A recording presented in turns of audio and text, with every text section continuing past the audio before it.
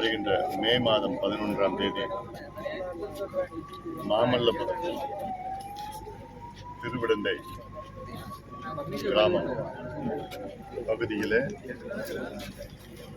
சித்திரை மொழி நிலவு இளைஞர் வணிகர் திருவிழா மாநாடு நடைபெற உள்ளது. இந்த மாநாட்டிற்காக கடந்த 2 மாதங்களாக ஏற்பாடுகள் செய்யப்பட்டுள்ளன. இந்த மாநாட்டு மேடையில் வேலையில் வேகமாக நடந்து கொண்டிருக்கிறது. இன்னும் சொல்லப்போனால் அடுத்த வாரம் மாநாடு தமிழ்நாடு முழுவதும் மிகப்பெரிய ஒரு எதிர்பார்ப்பு இளைஞர்கள் மத்தியிலே இருக்கிறது. இந்த மாநாட்டை வெற்றிகரமாக நடத்த வேண்டும் நோக்கத்திலே என்னுடன் அத்துணை நம் இயக்கத்தை சார்ந்த நிர்வாகிகள் இரவு பகலும் இங்கே பணியாற்றிக் கொண்டு இந்த மாநாட்டு திடலை தயார் நிலையில் வைக்கப்பட்டிருந்தார்கள். வேகமாக வேலைகள் நடந்து கொண்டிருக்கிறது. இந்த மாநாடு அமைதியான முறையில் எந்த பிரச்சனையும் இல்லாமல் சுமூகமாக நடக்கும். எங்களுடைய நிர்வாகிகள் குறிப்பாக தொண்டர்களுக்கு பல அறிவுரைகள் எல்லாம் சொல்லியிருக்கின்றோம். அமைதியாக வந்து இந்த மாநாட்டில் கலந்து கொண்டு இங்கே மாநாட்டில் சொல்கின்ற செய்திகள் எல்லாம் உள்வாங்கி வீட்டுக்கு அமைதியாக செல்ல வேண்டும் என்று நாங்கள் பல முறை வலியுறுத்தியிருக்கின்றோம். மாநாட்டுக்கு வருகின்ற அந்த பாதை, இந்த ரூட்டும் சொல்லியிருக்கிறோம். எந்தெந்த மாவட்டத்தில் எந்தெந்த ரோட்டில் வரணும், எப்படி வரணும், எங்கே பார்க்கிங் இருக்கிறது, பேருந்துகள் எங்கே நிறுத்தலாம், வேன்கள் எங்கே நிறுத்தலாம், இதெல்லாம் வந்து திட்டமிட்டு சொல்லியிருக்கின்றோம். காவல்துறை முழு ஒத்துழைப்பு தருகிறார்கள். அந்த வகையில் இந்த மாநாடு வெற்றிகரமாக நடத்த வேண்டும் என்று என்னுடைய எண்ணம். இந்த மாநாட்டினுடைய நோக்கமே சமூக நீதி அடிப்படையில் இந்த மாநாடு. சாதிவாரி கணக்கெடுப்பு மாநில அரசு நடத்த வேண்டும், மத்திய அரசு நடத்துவோம் என்று அறிவித்திருக்கின்றார்கள். அதற்கு மருத்துவர் ஐயா அவர்கள் சார்பிலும் பாட்டாளி மக்கள் கட்சி சார்பிலும் பிரதமர் மோடி அவர்களுக்கு எங்களுடைய நன்றிகளையும் வாழ்த்துக்களையும் தெரிவிக்கின்றோம். மருத்துவர் ஐயாவுடைய 45 ஆண்டு கால கோரிக்கை அது, போராட்டம் அது. எத்தனையோ பிரதமர்களை மருத்துவர் ஐயா அவர்கள் சந்தித்தார்கள். கடந்த காலத்திலே ராஜீவ் காந்தி அவர்களையும், விபி சிங் அவர்கள், வாஜ்பாய் அவர்கள், மன்மோகன் சிங் அவர்கள், மோடி அவர்களை சந்தித்து இறுதியாக இப்பொழுது மோடி அவர்கள் அறிவித்திருக்கிறார்கள்.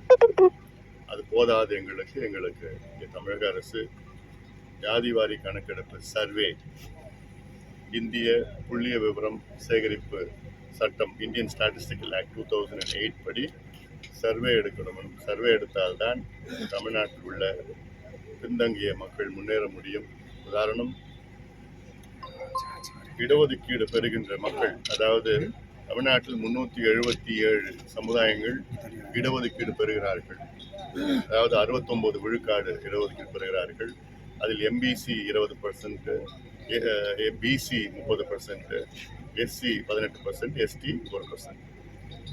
எங்களுடைய நோக்கம் என்னன்னா, இந்த 69% இடஒதுக்கீடு பெறுகின்ற மக்கள் யாருக்கு கிடைக்கல, யார் அதிகமாக தட்டி செல்கிறார்கள், யாருக்கு இன்னும் போதலை, யாருக்கு சுத்தமாக கிடைக்கல, இது தெரியணும்னா மாநில அரசு தான் கணக்கெடுப்பு நடத்தணும். மத்திய அரசு கணக்கெடுப்பு நடத்த முடியாது. மத்திய அரசு நடத்துகின்ற கணக்கெடுப்பு ஒரு மேக்ரோ லெவல். தமிழக அரசு எடுத்தால் அது மைக்ரோ லெவல். அதாவது மத்திய அரசு ஜாதிவாரி கணக்கு நடத்தினா அது வெறும் 5 கேள்வியோ 6 கேள்விகள் தான் கேட்பாங்க.